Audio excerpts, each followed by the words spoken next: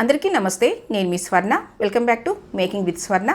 గోంగూర పచ్చిరొయ్యల కూర ఈ విధంగా చేసుకుంటే 2-3 రోజులైనా కానీ అస్సలు పాడవదండి. మరి ఎలా చేసుకోవాలో చూసేద్దామా? పాత పద్ధతిలో మా అమ్మగారు బాగా చేసేవాళ్ళు. ఆ విధంగానే మీకు చేసి చూపిస్తాను. ముందుగా పచ్చిరొయ్యలు తీసుకోవాలి. 2 కిలోలు ఉన్నాయండి. క్వాంటిటీలో వచ్చేసి ఈ ప్రాన్స్ 2 కిలోలు ఉన్నాయి. శుభ్రంగా ఉప్పు నిమ్మరసం వేసి క్లీన్ చేసుకోవాలండి. 2 కిలోల పచ్చిరొయ్యలకి మీకు గోంగూర చూపిస్తున్నానండి.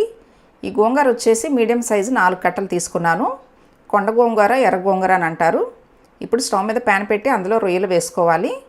ఇందులో చిన్న స్పూను పసుపు, చిన్న స్పూను సాల్ట్ వేసి నీళ్ళేమి పోయకుండానే ఈ రొయ్యల్ని 5-10 నిమిషాలు ఇలా మగ్గించాలండి. రొయ్యల్లో నుంచి వాటర్ వస్తుంది, మళ్ళీ నీళ్ళు పోయాల్సిన అవసరం లేదు. మూత కూడా పెట్టకూడదండి. మూత పెట్టినా ఎక్కువ నీళ్ళు వచ్చేస్తాయి అన్నమాట. చూడండి, 5 నిమిషాలకి రొయ్యల్లో నుంచి ఎంత వాటర్ వచ్చిందో. ఈ వచ్చిన నీళ్ళన్నీ కూడా ఎగిరిపోయేంత వరకు స్టవ్ మీడియంలో పెట్టుకుని ఉడికించుకోవాలండి. తర్వాత గోంగూర స్టవ్ మీద పెట్టాను. గోంగూరలో కూడా నీళ్ళు పోయాల్సిన అవసరం లేదండి.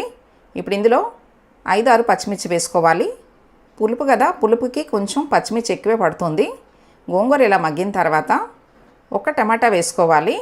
గోంగూర పుల్లగా ఉంటుంది కదండి, ఇంకా టమాటా ఎందుకని మీరు అనొచ్చు, కానీ టమాటా వేసుకోవాలండి. వేస్తేనే బాగుంటుంది. గోంగూరని ఇలా మీడియంలో పెట్టి మగ్గించుకోవాలి.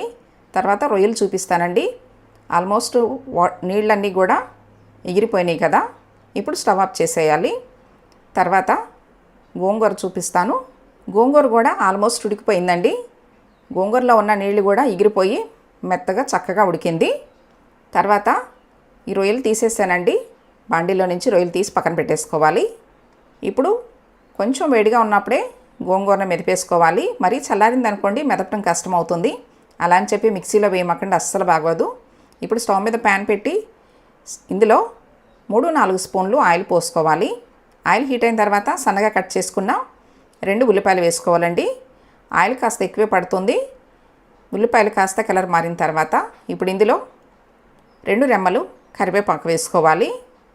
కరివేపాకు కూడా చిటిపటమన్న తర్వాత ఇప్పుడు ఇందులో ఫ్రెష్గా నూరుకున్న అల్లం వెల్లుల్లి పేస్ట్ వేసుకోవాలండి. 2 కిలోల రొయ్యలు కదా, నేను 1½ స్పూను అల్లం వెల్లుల్లి పేస్ట్ వేస్తున్నాను. అల్లం వెల్లుల్లి పేస్ట్ని పచ్చివాసన పోయేంత వరకు ఇలా వేయించుకోవాలి. ఇప్పుడు ఇందులో ఉప్పు వేసుకోవాలండి. రాళ్ళుప్పే వేసుకోండి.